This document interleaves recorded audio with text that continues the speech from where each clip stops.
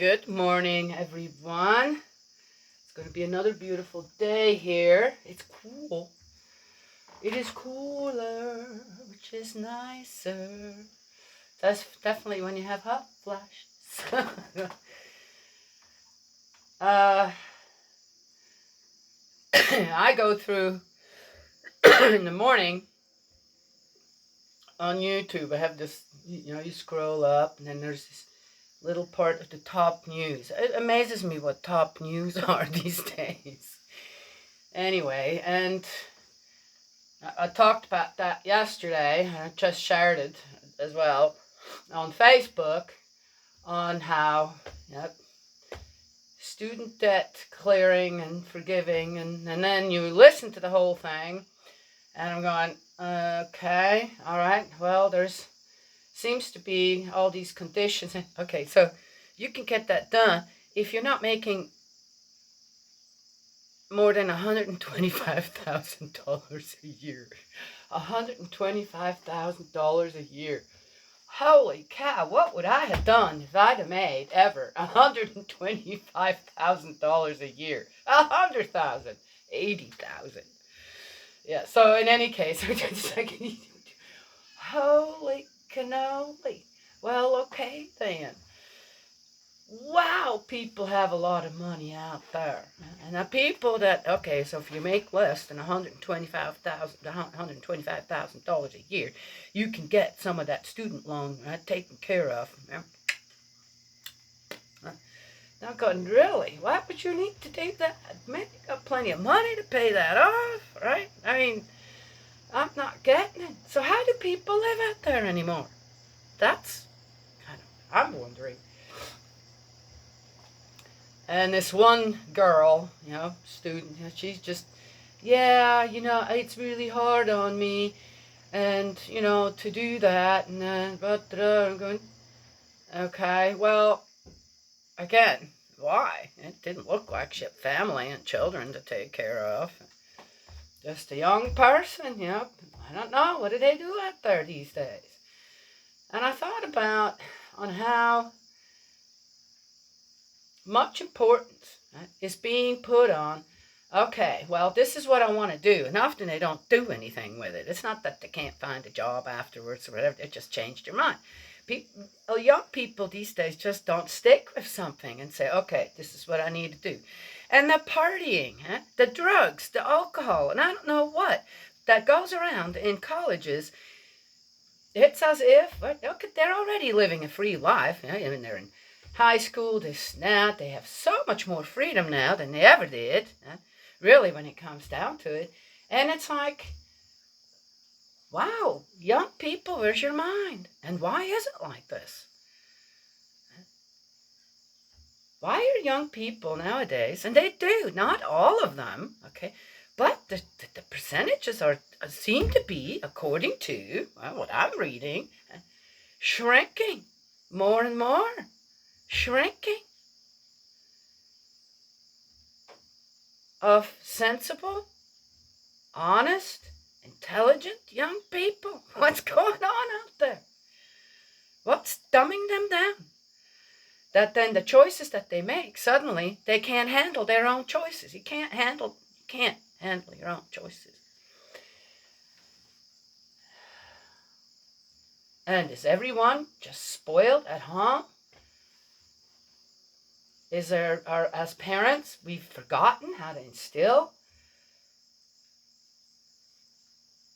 proper etiquette, proper behavior, taking responsibility for things that you do, don't do?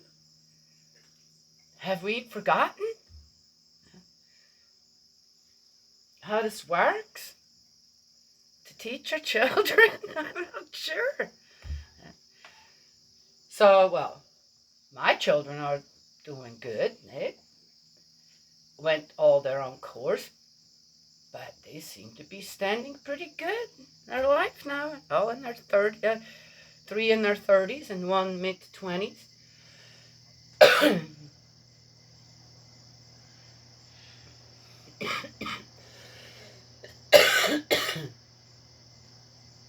My grandchildren, I look at them, how they're being raised and not worried about them either. So what is it out there? Right? What is it? People can't handle anything anymore. In a way, right? Yes? Oh. So I found something in Corinthians 2. When I think about these things, I say, okay, Father, you must have something good to give me. And sure enough, I open it up and I'm looking. It's Corinthians 4:7. The hardships and hopes of the apostolate. But we hold this treasure in pots of earthenware, so that the immensity of the power is God's and not our own. We are subjected to every kind of hardship, but never distressed. We see no way out, but we never despair. We are pursued, but never cut off. Knocked down, but still have some life in us. Always we carry with us in our body the death of Jesus, so that the life of Jesus too may be visible in our body. Wow, that is, let's say that again. That was so beautifully, oh my gosh, that's a beautiful passage. I haven't read this in so long. Always we carry with us in our body the death of Jesus, so that the life of Jesus too may be visible in our body. Indeed, while we are still alive, we are continually being handed over to death for the sake of Jesus, so that the life of Jesus too may be visible in our mortal flesh. Ha! They said that again exactly the same way, in a little bit of a different. Interesting. Intellectual and the artistic. Huh. Wow. In us, then, death is at work. In you, life. But as we have the same spirit of faith as is described in Scripture, I believed and therefore I spoke, we too believe and therefore we too speak, realizing that he who raised up the Lord Jesus will raise us up with Jesus in our turn and bring us to himself and you as well. You see, everything is for your benefit, so that as grace spreads, so too the glory of God. Thanksgiving may also overflow among more and more people. I guess that's kind of what's missing. But did I just say, why is it our young people have such a hard time just taking responsibility for their own choices that they're making to start with? Why are they making such bad choices that then suddenly they can't handle anymore? And where has the respect and etiquette to be among people gone?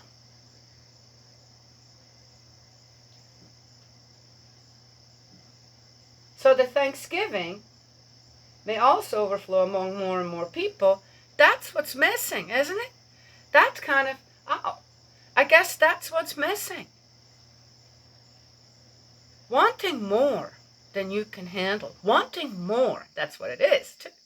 Wanting better somewhere else, even though you could get it right here at home. For example, a college education. Instead of out of state, where it's going to cost you 10 times as much. Okay.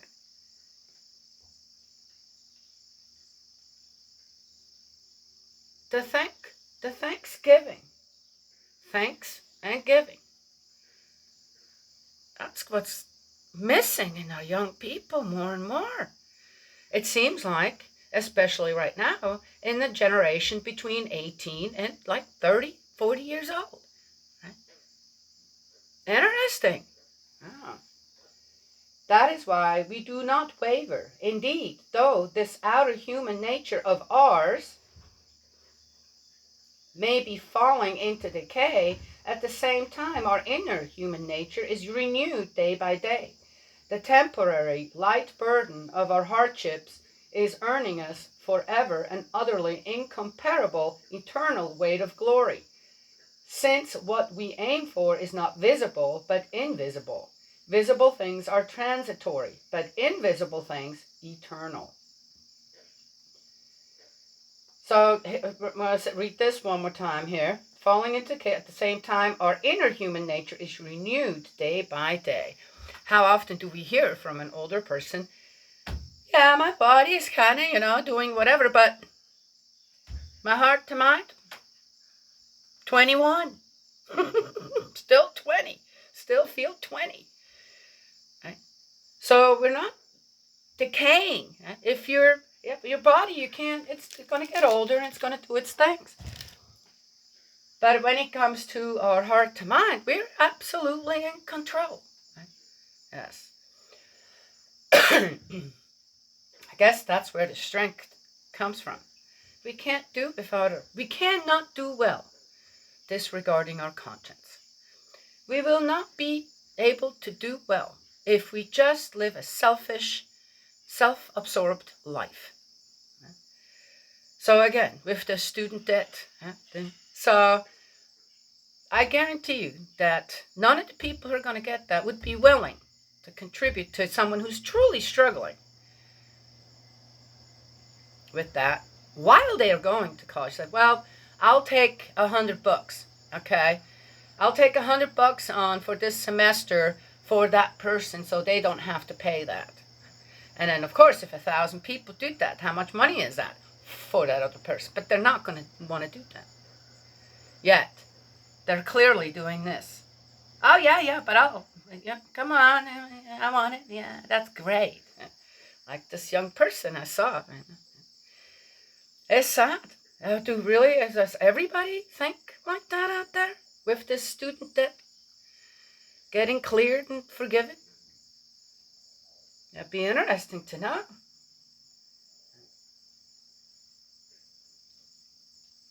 I remember growing up.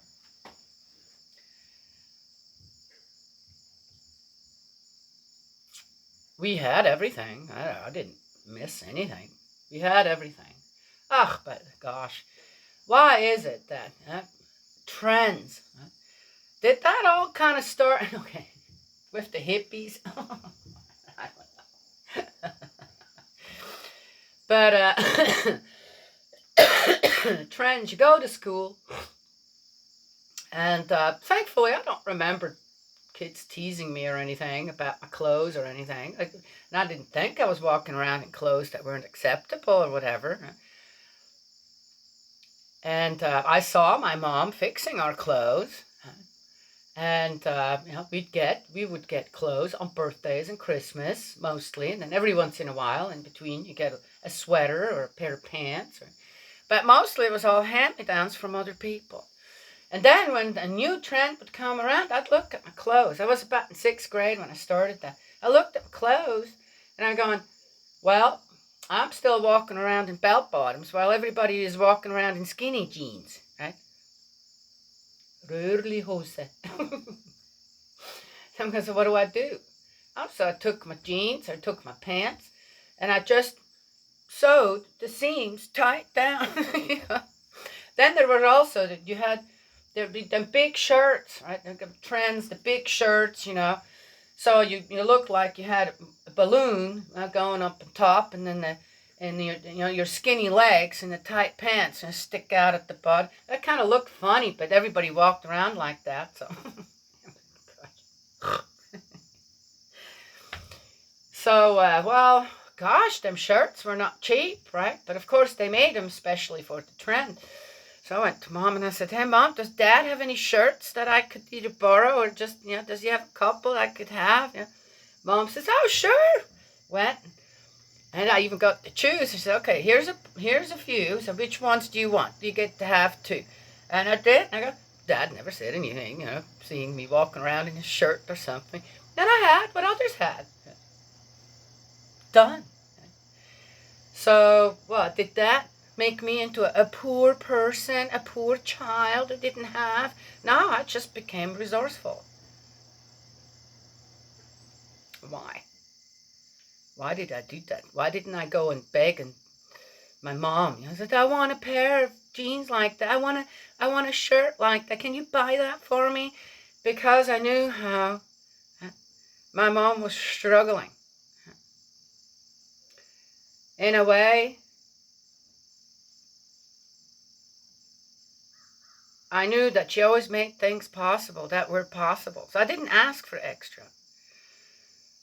That would have been disrespectful towards all the work that she did, including my dad. So there you are. You just had I ended up living, and to this day, in many ways, I still live like that. I don't like to throw things out that, as I said, I don't anything I look at when, well, that could still be useful for something. Yeah? So what? Sissy just asked me. So I saved all these little wheat yogurt little glass containers. Actually, I got one right here that we use for the nets. We get incense sticks, which she found a great one, sage and lemon. Smells very good. So, see, here they are. See that? So we put some dirt in it, and then we had all these. Okay, Danny kind of came up with that. Put the marbles in there. So like this, and then you just take these incense sticks, stick them in there, and we got about 4 or 5 of them here. And then the gnats, they don't bother us if we have those on. So here's one use, right? Just like that. Well, anyway, I have a lot of them.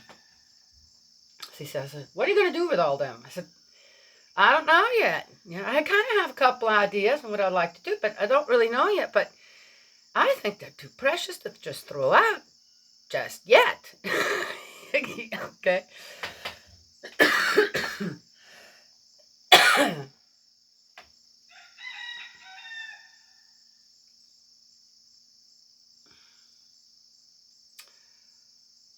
So I have to say, in many ways, since childhood, I lived on the overflow of others. Profited, became the inheritor of the overflow, the throwaway of others' stuff. And so, did I ever feel, oh, I don't have this, I really want that, no, no, so why not? Why is that? Oh, because I'm just, no, why is that?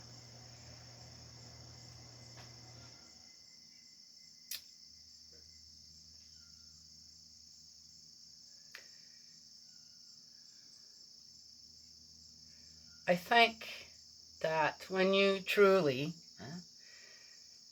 consider the life of others around the world that truly have to struggle every day to live, just to live, then one becomes humble. So that's another thing too, right? Being humble when you have so much. And then on top of that,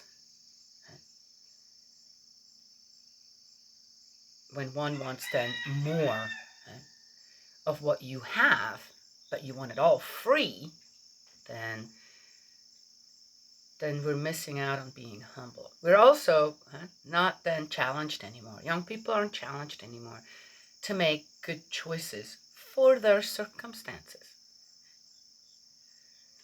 And be grateful and thankful that things are possible, even in their circumstances.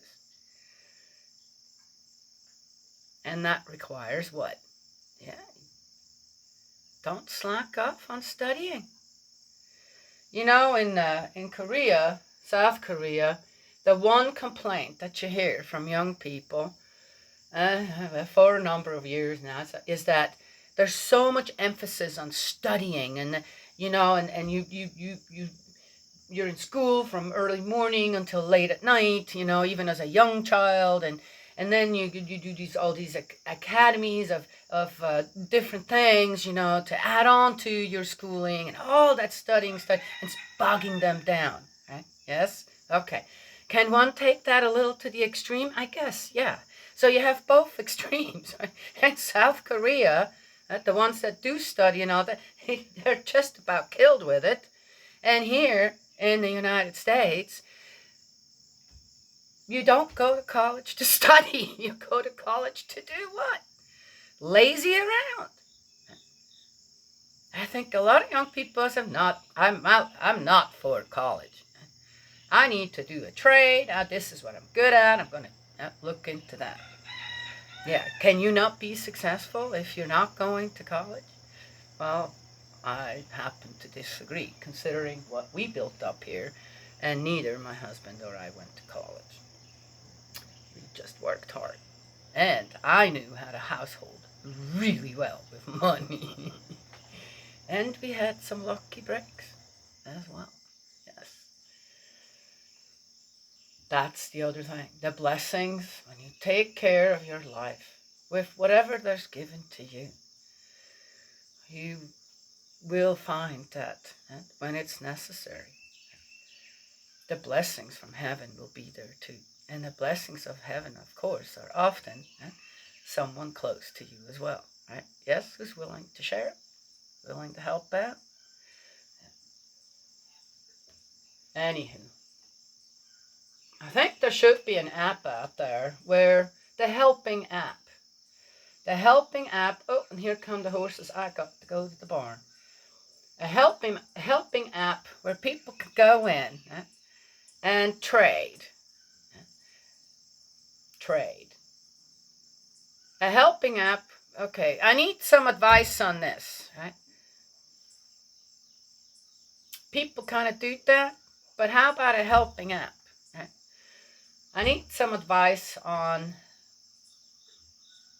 what should I do with my child? I'm noticing a problem and I don't know what to do with it. Young people, okay. Elders, what's your advice on this? Of course, then you still get to choose, but you're exploring your avenues. I'm not getting on how young people aren't informed anymore on how much they're going to have to pay back if they make a bad decision going to certain colleges. That then they end up with $100,000, even $50,000. I can't see how people pay that back. I guess they do, But why would you do that to yourself? In-state college, have good grades. I'm saying it again. You have good grades. Take the AP classes in high school. Study. A boyfriend and girlfriend making babies at such an early age, it is probably not it for most. Not saying everyone, just saying most. So you study. You support each other in school and study. Be good friends. Learn how to get along properly with each other. Most of the squabbles in schools is over what? Boyfriends and girlfriends. No, kid, it's true. So, what a waste. What a waste of time, right? Then college, drinking, drugs, partying. Really? I'm sorry. That's not why you going to college. Why don't you just open up a party studio then, right from the get-go? Probably make a lot of money with that. So, a helping app. Go back to that. A helping app. And then, if someone loses something, simple, stove goes out. I wonder if someone would have one. You could go to the store, buy one, a new one for what? Cheaper ones now, $500-600 for a stove, a cooking stove, right? $500-600. That's $500-600, right? Maybe someone has one laying around, right, that they wouldn't mind selling for $100, or even give it away for free, right? Oh, you'd be surprised on how people don't want used stuff. But then they're complaining and whining about their finances, right? Helping out. But I bet there are people, right? Our stove is about to go out. Have to start, do that early enough. Again, be prepared. We had one. It was just the point of, do I want to even still cook on there? And then we found one, half price, this and that. It was a used one from someone, or even less. The exact same one. Really loved my stove. But started, kind of putting the feelers out before it all went down, before it completely quit. So be prepared. Prepare for things that on the helping app. Go on. Anybody have a stove I can get cheap, or you have one laying around still works good? Isn't that? Don't. I don't understand how people sell or try to give away things that are actually they're not using because it has a safety issue. Why'd you do that? Why would you sell a car that you think that this is not safe to drive anymore? Why would anybody want to sell a car like that to somebody else? I'm just asking. That's not right. And then cheat them, basically, putting other people's lives at risk. Okay, I'm just saying. But things that are, it could also be, well, I got one, yeah. It needs a heating element replaced, which is, well, we didn't want to do. We had some other thing gone, so it's there, and it needs like $20 part, and then it would work again. Okay, just say a helping app for all kinds of things, right? Yeah. Would be kind of, and advice, for example. It can be nice. A helping app. So many useless dating apps out there. Are people nuts trying to find someone like that? Well, anyway, I saw a funny one. It was in a show where there was this app and you could meet people, right? But just in the neighborhood kind of thing. You get to meet people. And so they're all running and doing their exercise, and there's this guy, so you guys are a couple? Yeah. We met through this app. Oh, how wonderful. And so it happens that the developer of the app was in the group too, running. Oh, yeah, that. So they keep going, and here's this, they take a break and sit there, and suddenly the couple, right, goes and hides behind a dumpster, and oh, what's wrong with them? And here comes this woman walking, but she's there. They're going, okay, come on, what are you doing? And the woman kind of looks and goes, honey, what are you doing here? So it turns out he was married.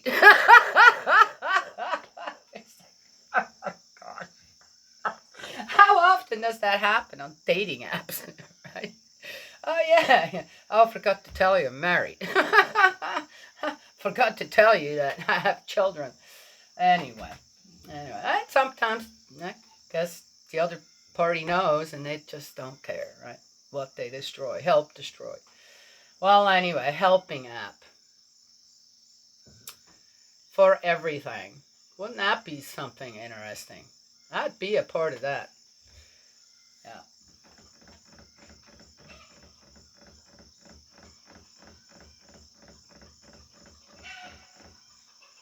Anywho, that's what I have to share this morning. Gotta go to the barn. The horses are back. God's love and blessings always. I will talk to y'all another time.